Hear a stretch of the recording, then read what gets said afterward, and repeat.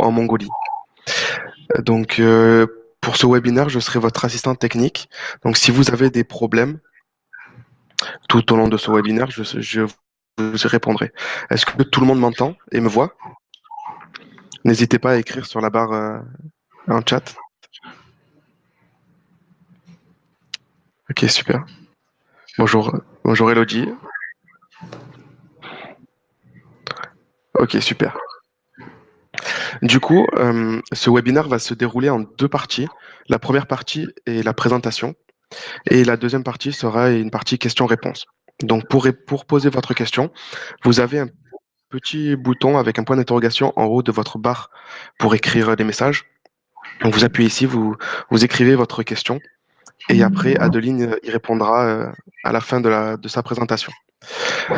Donc, je vais vous laisser avec Adeline et je vous souhaite une très bonne présentation. Merci.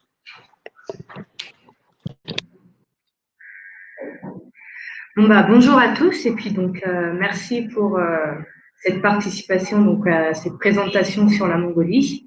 Donc comme l'a dit, je suis donc Adeline Langlois et je suis donc en charge de la destination Mongolie donc à Chanty Travel. Voilà, donc j'espère que tout le monde a une bonne connexion. Je vais commencer donc la présentation. Donc, le thème d'aujourd'hui serait donc l'immersion chez les locaux en Mongolie. Donc cela va commencer, voilà, pour vous présenter brièvement le sommaire. On va commencer donc par une présentation sur l'agence Chanty Travel. Ensuite viendra donc une présentation, je dirais, générale du pays qu'est la Mongolie.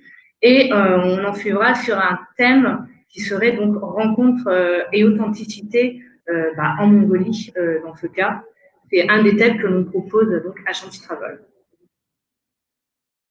Travel, qu'est-ce que c'est?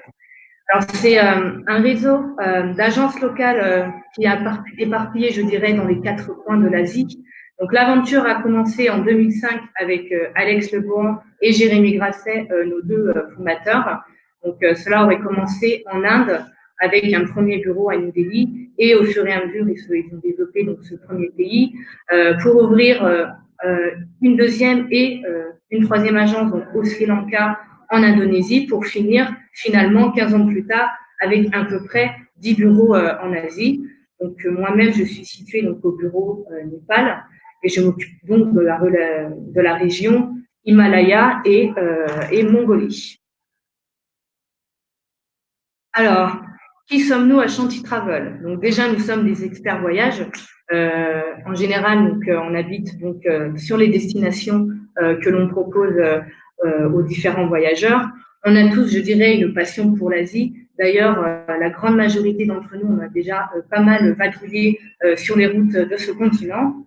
Et surtout, donc, on propose un voyage sur mesure sur un, je dirais, n'importe quel thème, que ce soit du trek, que ce soit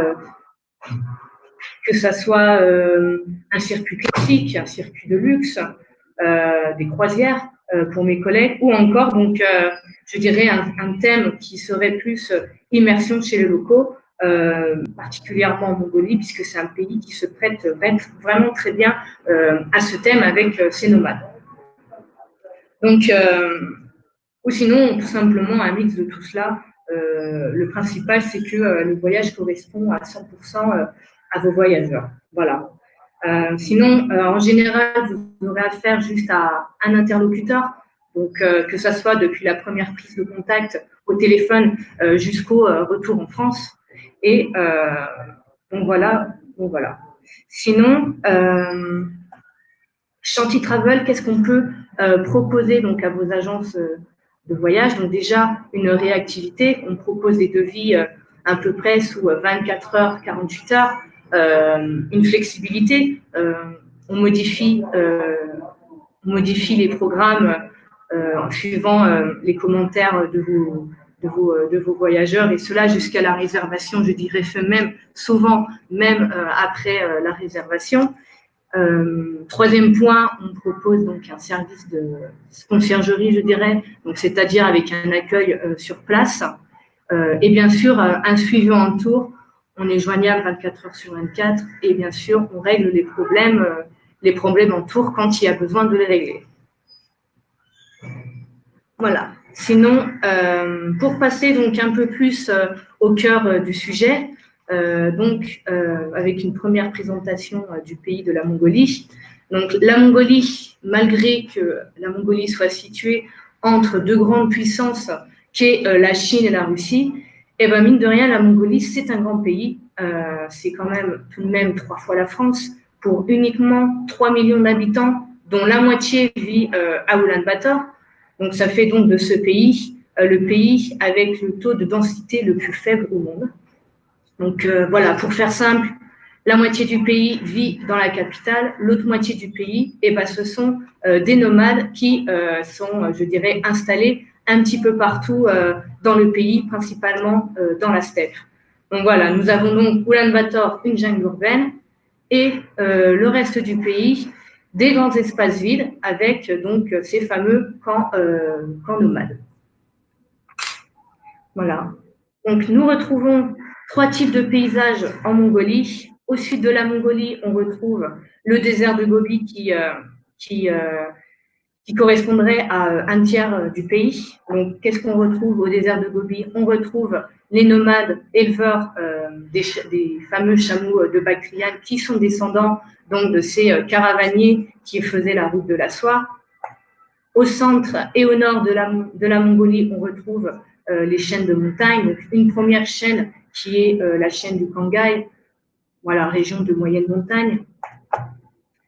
À l'ouest, on retrouve la chaîne de l'Altaï, une chaîne, je dirais, plutôt de haute altitude, donc qui commence en Russie et qui se déploie jusqu'au désert de Gobi.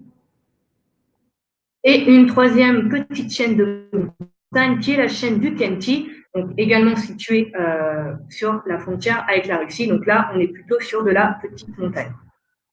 Donc dans ces montagnes, qu'est-ce qu'on retrouve? Eh bien, on retrouve, je dirais plutôt, des nomades issus d'ethnies très minoritaires et assez reculées.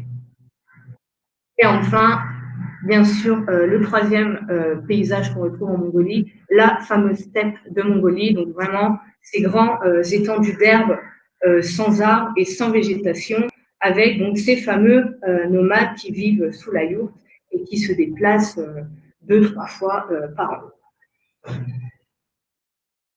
Donc, faisons maintenant le point sur, je dirais, 3 lieux populaires lors d'un voyage en Mongolie. Donc, on retrouve en premier donc la vallée de l'Orkhon classée patrimoine mondial de l'UNESCO pour une simple et bonne raison parce que donc, ce premier site touristique est en réalité le berceau de la culture nomade. Quand je dis ça, c'est par exemple parce que on retrouve donc les plus vieux vestiges, les premières traces de la culture nomade, donc en bordure de la rivière de l'Orkhon. Donc les premiers peuples nomades seraient donc issus donc de la vallée de l'Orkhon avec le peuple Han qu'on retrouve principalement en Chine, les Turcs également.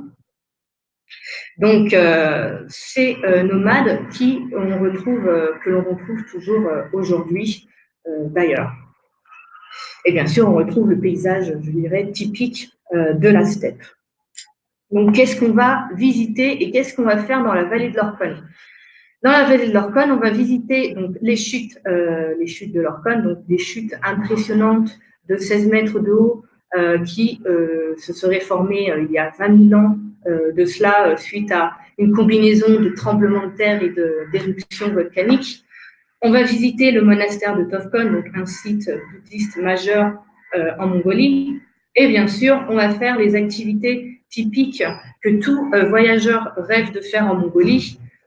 Un trek dans la steppe, du cheval dans la steppe, et bien sûr du cheval accompagné de nos chers nomades de la steppe, avec pourquoi pas une petite journée immersion chez la famille nomade de la steppe. Deuxième lieu important, je dirais le parc de Kouchtaï. Pourquoi important? Pour son écosystème typique de la steppe, pour sa faune importante avec des animaux tels que le lynx, le cerf rouge, le renard roux, Et bien sûr, pour ces petits chevaux de Przewalski, les plus petits chevaux au monde, qui ont été donc transportés, je dirais, dans ce parc qui est devenu une réserve naturelle pour ces chevaux, et ces chevaux qui sont protégés dans ce parc parce qu'ils ont failli disparaître. Pareil, qu'est-ce que nous faisons dans ce parc de Couche-Taille? On va observer les oiseaux et les mammifères. On va faire un petit safari, une petite balade à cheval, non pas sur ces chevaux parce qu'ils sont à l'état sauvage sur d'autres chevaux. On va observer ces fameux chevaux, ou sinon on va faire du VTT et un petit peu de trek. Bien sûr, troisième lieu très populaire en Mongolie, le fameux désert de Gobi qui représente un tiers du pays. Ce désert de Gobi est le plus grand désert d'Asie, avec une superficie de moyenne d'1 million de kilomètres carrés. Et surtout, pour vous imaginer un petit peu la grandeur de ce désert, il se déploie donc au pied du mont Pangay, donc le centre de la Mongolie, jusqu'au contrefort de l'Himalaya, donc au Tibet. Donc, ça traverse également toute la Chine. Petite particularité de ce désert, c'est un désert de roche et non un désert de sable. Et surtout, c'est le désert le plus dur à apprivoiser, je dirais, avec des écarts de température qui sont vraiment énormes. Donc, pourquoi on va se rendre donc, dans le désert de Gobi? Déjà pour le mythe de ce désert, avec ces fameux nomades caravaniers qui, à dos de chameau, vont faire la route de la soie pour commercer avec la Chine et les autres pays. Qu'est-ce qu'on va faire dans ce désert? On va visiter les dunes de sable de Kongor, qu'on appelle les dunes chantantes. Ce seraient les dunes de sable les plus impressionnantes du pays. Ça fait à peu près une longueur de 100 km, 300 mètres de haut en fonction du vent. Qu'est-ce qu'on va faire d'autre? On va aller jouer les explorateurs sur le site de Bayanzag. Bayanzag qui ont des falaises rouges ocre très impressionnantes. Et bien sûr, Bayanzag, où on va retrouver les plus vieux ossements de dinosaures. On va aussi aller faire un petit tour donc, dans le canyon de Yolinham pour voir les fameuses falaises vraiment très étroites du désert de Gobi, où d'ailleurs vous pouvez retrouver de la glace tout au long de l'année sur certains lieux du canyon. Et bien sûr, donc, au désert de Gobi, on va faire du trek donc, sur les traces de ces caravaniers. Et sinon, on va faire de la randonnée à dos de chameau avec les nomades éleveurs des fameux chameaux de Bactriane. Donc, les chameaux de Bactriane, c'est vraiment le chameau du désert de Gobi et de l'Asie centrale. Chameaux à deux bosses qui sont assez petits, mais qui ont vraiment une laine de qualité. Enfin, voilà, une peau de qualité qui fait une laine de qualité et également du cachemire. Donc, la Mongolie, ça se prête à quel type de voyageurs? Ça se prête déjà aux familles, tout simplement parce que les enfants ne sont pas trop intéressés culture, je dirais, mais ils sont plus intéressés donc, par la nature, avec des paysages finalement qui fait rêver, que ce soit le désert ou que ce soit la steppe. Les familles qui aiment bien également rendre visite finalement aux nomades avec enfants bien sûr, donc avec une immersion chez les nomades où on va faire du chameau, où on va faire du cheval, où on va jouer aux jeux mongols et tout ça. Donc c'est vrai que la Mongolie se prête vraiment parfaitement pour les voyages en famille. On a vraiment toute la panoplie d'activités qui plaît aux adultes et aux enfants et voilà, et même pour les plus grands, ils peuvent très bien faire un petit tour de VTT, faire du camping et tout cela. Voilà, des sports, je dirais, un petit peu plus extrêmes. La Mongolie, ça se prête également, je dirais, pour les couples qui veulent faire un premier voyage en amoureux. Déjà pour découvrir, mine de rien, le patrimoine culturel donc, de la Mongolie. Pour également connaître, je dirais, des expériences authentiques et uniques avec bien sûr une nuit sous la yourte du nomade ou tout simplement un dîner romantique dans le désert de Gobi, dormir dans un camp de luxe au milieu donc, de ces grands espaces vide. La Mongolie se prête aux trekkers, des trekkers débutants dans 2 parcs nationaux, je dirais, où on va retrouver des aménagements touristiques tels que des camps de jour touristiques ou voilà, des petits circuits de randonnée à la journée sur 2 jours. Et bien sûr, du haut trek pour les confirmer, principalement dans la région de l'Altaï, donc chez les Kazakhs, région de l'Altaï, donc voilà, avec des montagnes en altitude qui vont atteindre les 4000 mètres. Par contre, là-bas, pas d'aménagement touristique, c'est du trek en autonomie sous la tente, d'où la difficulté donc d'un trek dans l'Altaï. Dernier point, bien sûr, la Mongolie, bah, ça va se prêter donc à ces grands aventuriers qui veulent faire la rencontre des nomades en Mongolie. Donc, on a tous un peu, je dirais, regardé des documentaires sur les fameux nomades de la Mongolie. Donc, qui est, je dirais, la raison première d'un voyage en Mongolie. On se rend en Mongolie surtout pour rencontrer ses habitants nomades. Pourquoi? Parce que en Mongolie, je dirais que la culture nomade serait la dernière du monde avec ce monde moderne. Donc pourquoi rencontrer ces nomades? Et pour expérimenter, je dirais, le mythe du nomade avec son hospitalité légendaire. Un mythe de nomade qu'on est un petit peu qui est, je dirais, un petit peu obligatoire dans un monde où finalement on vit dans des grands espaces arides. Donc c'est vrai que la survie et l'entraide en soi est vraiment primordiale.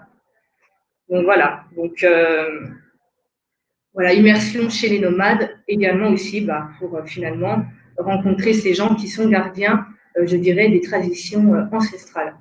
Donc comment on va rencontrer ces nomades sous 2 différentes manières.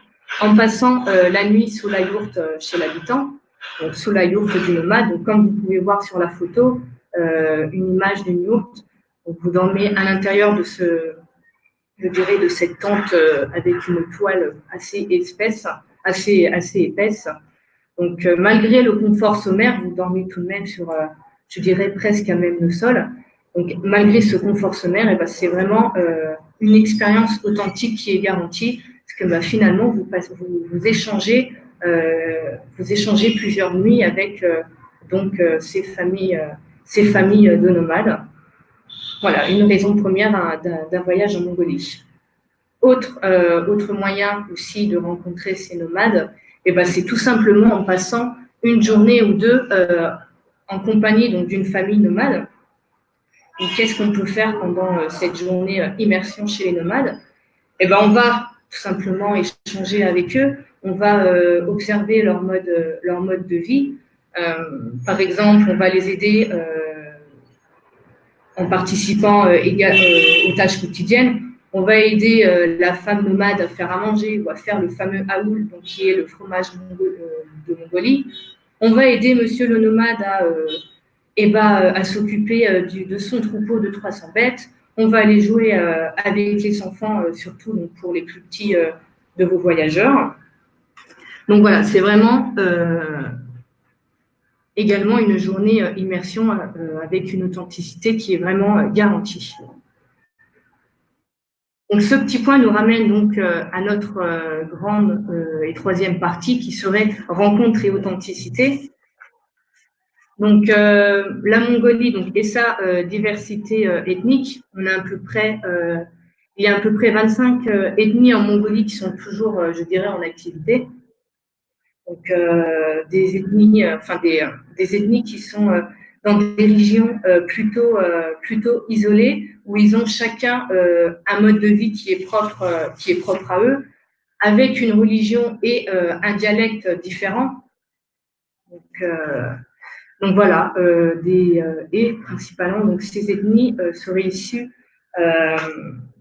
de peuples vraiment très légendaires qui datent de milliers d'années, tels que les Huns qu'on retrouve en Chine. Je peux citer également donc les Turcs qu'on retrouve en Turquie et les Mongols qu'on retrouve en Mongolie certes, mais qu'on retrouve également dans toute la Chine et qu'on retrouve principalement donc, au Tibet et au Népal, car oui, les Tibétains sont issus donc de ce peuple de Mongolie.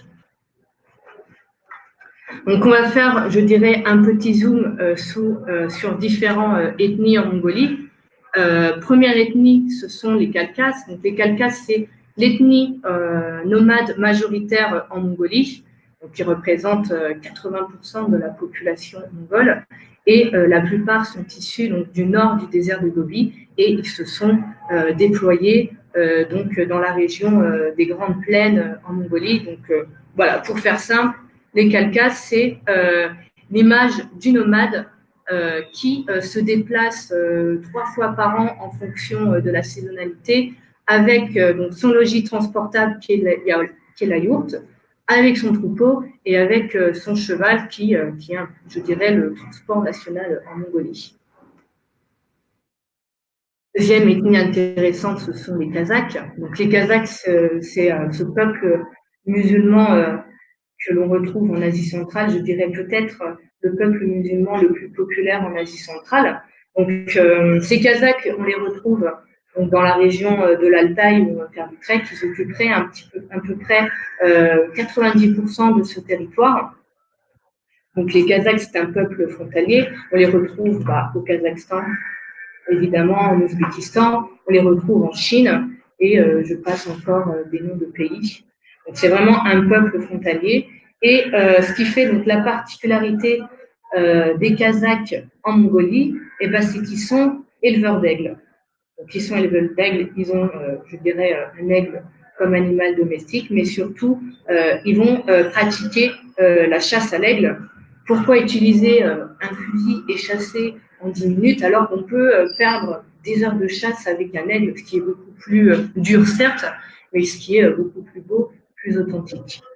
Donc, pour certains Kazakhs, la chasse à l'aigle, ce n'est pas juste, je dirais, un sport ou un divertissement, mais pour certains Kazakhs, c'est vraiment un mode de vie. C'est vraiment un mode de vie.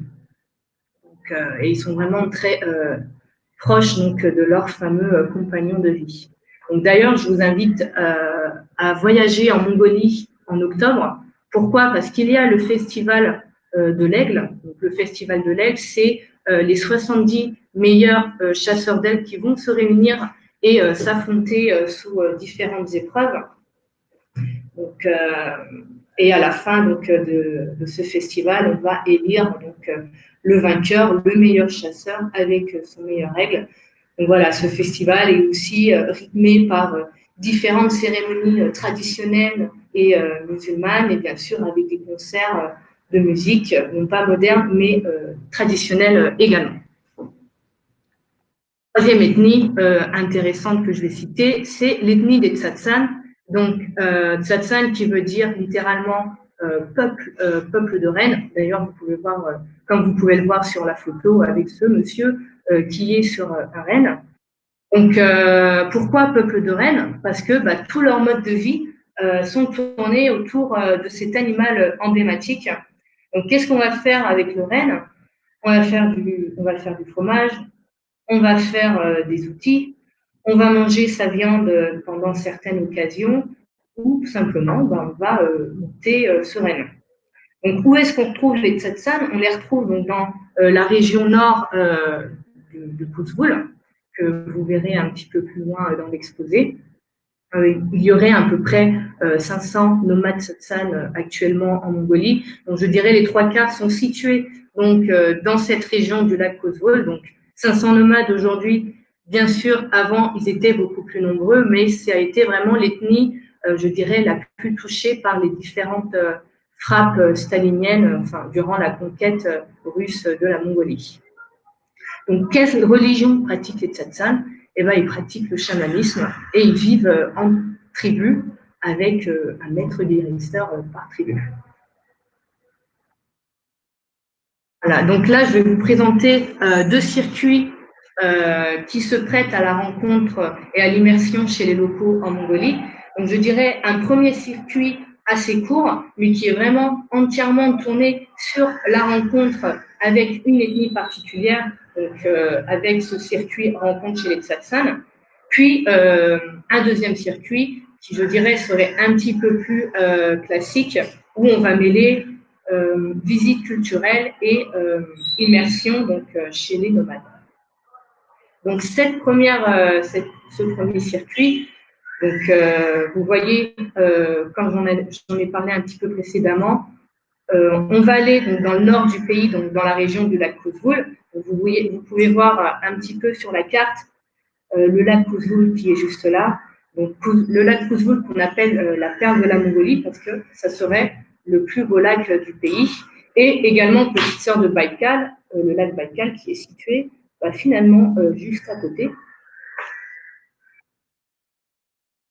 Là, vous pouvez voir donc, sur l'exposé donc, le circuit en détail pour aller rencontrer l'ethnie Tsalta. Donc, on va prendre un vol domestique de Oulan-Bator jusqu'à Moroun.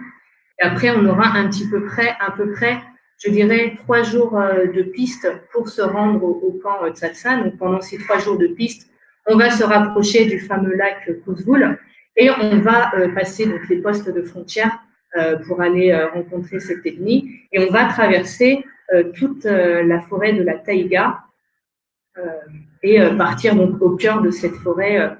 Donc forêt de la taïga, c'est la région la plus isolée de Mongolie. Donc une fois arrivé au camp Tsatsan Nari-Pouvour, qu'est-ce qu'on va faire? Et ben, pendant 3 jours, on va s'immerger donc chez les Tsatsan. On va partager des moments avec eux, on va essayer de découvrir un petit peu plus leur mode de vie, bien sûr avec l'aide de votre guide. Comment partager des moments avec eux? Déjà, on va être accueilli avec une première cérémonie chamane. On va monter son tipi et pendant ces 3 jours, on va les aider aux tâches quotidiennes, voilà, ramasser le bois, pareil, aider à faire à manger. On va aller rendre visite aux voisins de Satsan et on va s'essayer donc à la balade à dos de Rennes et on va visiter donc la taïga avec l'autre Satsan. On va visiter la forêt et puis on va rendre visite aux tribus voisines Tsatsan. Donc après ces 3 jours d'immersion, il sera temps de retourner, de faire demi-tour et de retourner donc à Oulan-Bator.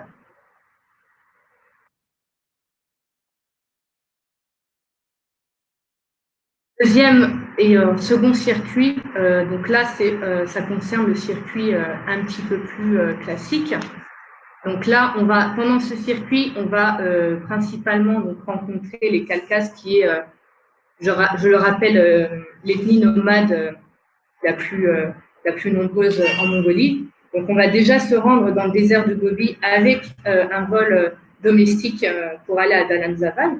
Après, on va rentrer donc, dans le parc du désert de Gobi. On va faire durant ces quelques jours, je dirais, les visites classiques qu'on va voir dans le désert que j'ai pu présenter au début, avec bien sûr, au choix de vos voyageurs, une journée ou 2 immersion chez les éleveurs de Bactriane. Qu'est-ce qu'on va faire pendant ces 2 jours d'immersion avec ces éleveurs de chameaux? Eh ben, on va s'initier donc à la balade à dos de chameau et voilà, on va partager des moments avec ces nomades, s'occuper du troupeau de chameaux et tout cela. D'ailleurs, au mois de mars, il est intéressant de partir donc, dans le désert de Gobi parce qu'il y a le festival des chameaux au mois de mars. Donc, pendant ce festival, il y aura des courses de chameaux. Les nomades éleveurs de chameaux vont embellir leurs animaux et on va élire donc, le plus beau chameau du désert. Donc, ensuite, après ces quelques jours dans le désert de Gobi, on va se rendre dans la vallée de l'Orkhon en à peu près 2 jours de route avec un arrêt donc, au monastère d'Anji. Une fois arrivé dans la vallée de l'Orkhon, on va visiter donc, cette vallée, bien sûr, et avec bien sûr nuit chez l'habitant sous la yourte du nomade. Et même chose, avec une journée selon le souhait de vos voyageurs. Journée immersion, donc chez les nomades, là, non pas éleveurs de chameaux, mais les nomades de la steppe. Donc là, avec un mode de vie vraiment différent, là, on se promène non pas à dos de chameau, mais à dos de cheval. On se retrouve également sous la yourte. On va partager des moments, une nouvelle fois, avec les nomades. Et, euh, et puis voilà. Donc, je me rappelle les nomades de l'Orkhon, qui sont les premiers nomades de Mongolie. Donc après cela, eh ben, il sera temps de retourner à Ulaanbaatar avec un petit arrêt à Karakoram qui était l'ancienne capitale de Mongolie sous Genghis Khan et on va prendre notre avion. Ah. Donc qu'est-ce qui est intéressant donc avec ces deux circuits, eh ben, c'est que on va faire quand même des journées. Donc là, on a vraiment deux circuits différents.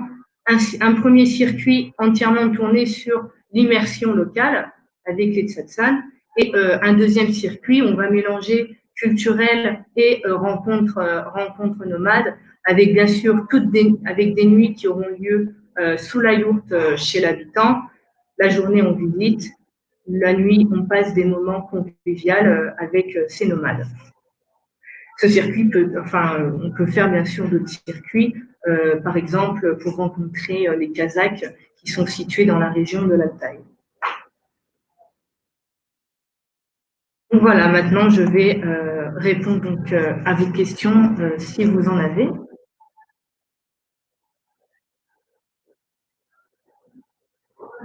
Alors comment voilà.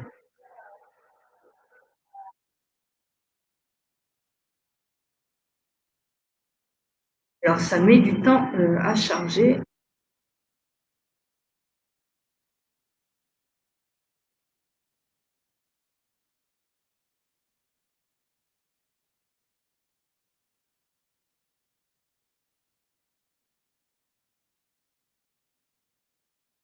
Allô.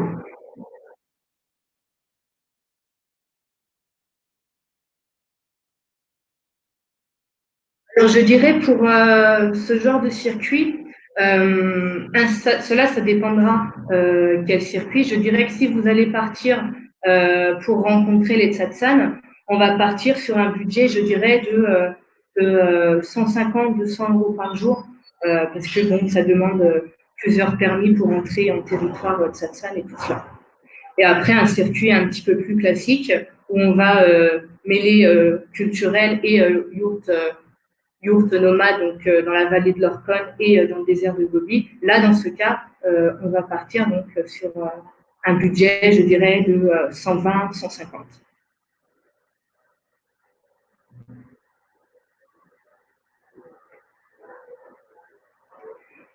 Je dirais aller vers les 8 ans peut-être. Je pense que vers les 8 ans, un enfant va vraiment s'amuser en Mongolie. Bon, après, j'ai pu proposer des programmes avec des enfants qui étaient beaucoup plus jeunes. Donc, mais je dirais en moyenne 8 ans. Et 8 ans, l'enfant en question va vraiment s'éclater.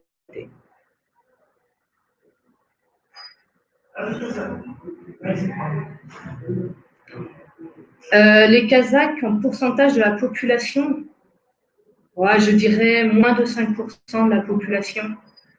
On a vraiment la population majoritaire, qui est 80%, et après, on a vraiment je dirais, les 20 autres ethnies ou 25 autres ethnies qui vont un peu se partager le reste du pourcentage de manière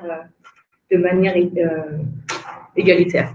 Donc, je dirais moins de 5% les Kazakhs.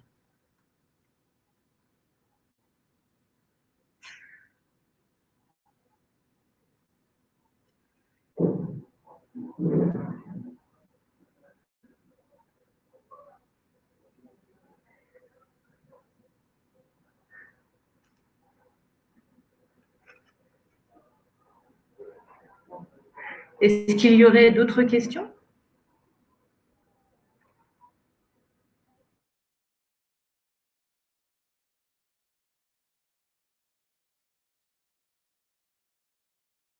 Alors, La période la plus recommandée, ça serait en été, donc de juin à septembre. C'est la période, je dirais, la plus ensoleillée en Mongolie, avec des températures qui tourneraient aux alentours des 20 degrés. Voilà.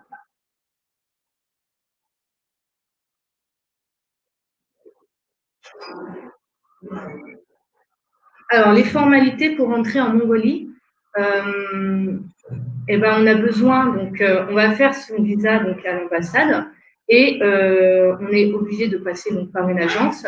Cette agence qui va faire une lettre d'invitation pour le temps du séjour en Mongolie. Voilà, tout simplement.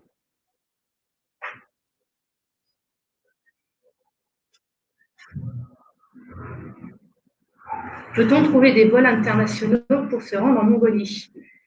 Eh ben, malheureusement, c'est pas facile de se rendre en Mongolie. Donc, généralement, on va avoir la Mongolie, c'est à Ulaanbaatar, c'est un petit aéroport assez isolé.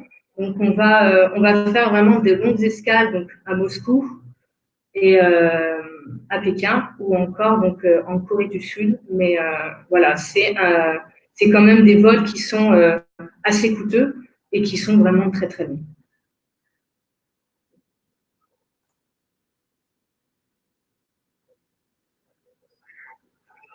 Comment est organisé l'accompagnement sur place?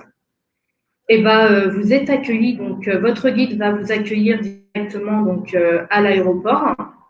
Et voilà, on est accompagné d'un guide et d'un chauffeur privé tout au long du séjour en Mongolie. Donc, généralement, on va passer une première nuit à Ulaanbaatar et on va visiter le premier jour à son arrivée. Et ensuite, donc, on va partir donc dans la steppe, dans le désert et tout ça, en yourte, accompagné donc de notre guide francophone ou anglophone, de notre chauffeur privé qui est également mécanicien.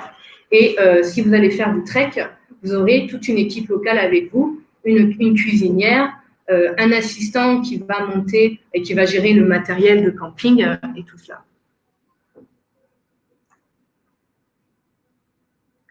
Des vaccins obligatoires, non, il n'y en a pas. Je dirais que si on veut être prévoyant, on va faire, je dirais, les vaccins que demande tout un voyage en Asie. Mais non, il n'y a pas de vaccin obligatoire.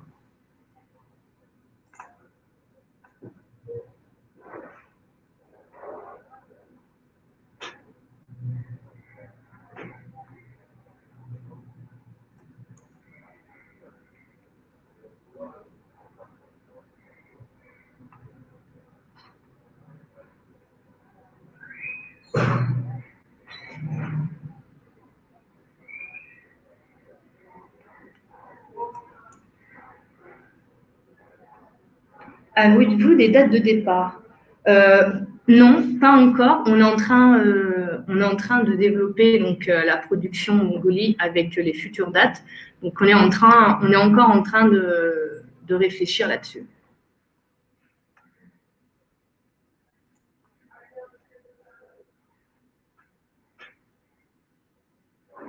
Combien faut-il en termes de budget jour et par personne? Je dirais environ 120 euros par jour et par personne.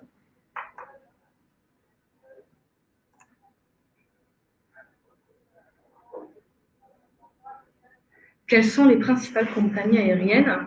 Je dirais les compagnies chinoises, parce que principalement toutes les escales ont lieu donc, en Chine, donc China Eastern, tout ça. Aeroflot avec une escale à Moscou.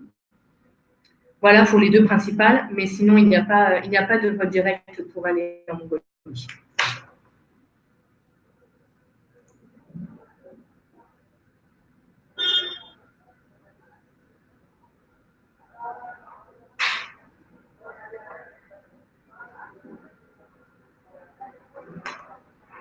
Si escale en Chine, faut-il un visa transit? Pékin, normalement, non. Après, cela dépend d'où vous venez. Pékin, vous n'en aurez pas. Si vous allez à Guangzhou, il y a certaines escales qui auront lieu à Guangzhou, donc c'est pas très loin de Hong Kong. Et dans ce cas, à Guangzhou, oui, il y aura une escale, il y aura un visa transit qui se fait en 5 jours à peu près.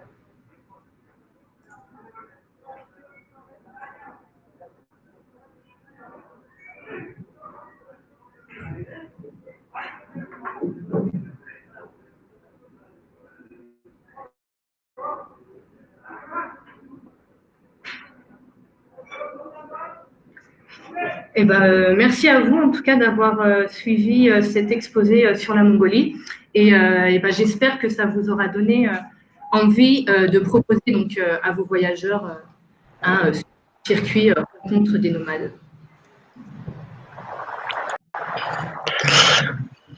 Merci Adeline. Alors, est-ce qu'il y a encore une question? Je pense pas. Déjà, merci à vous, participants, pour avoir pris sur votre temps. Et merci à Adeline pour avoir fait cette magnifique présentation. Donc, si vous voulez découvrir les circuits de la Mongolie avec Shanti Travel, n'hésitez pas à cliquer en haut sur la bannière où il est écrit en noir cliquez ici. Ça vous redirigera directement sur la page internet de Shanti Travel. Donc, encore une fois, merci et je vous souhaite une bonne journée et à la prochaine. Au revoir.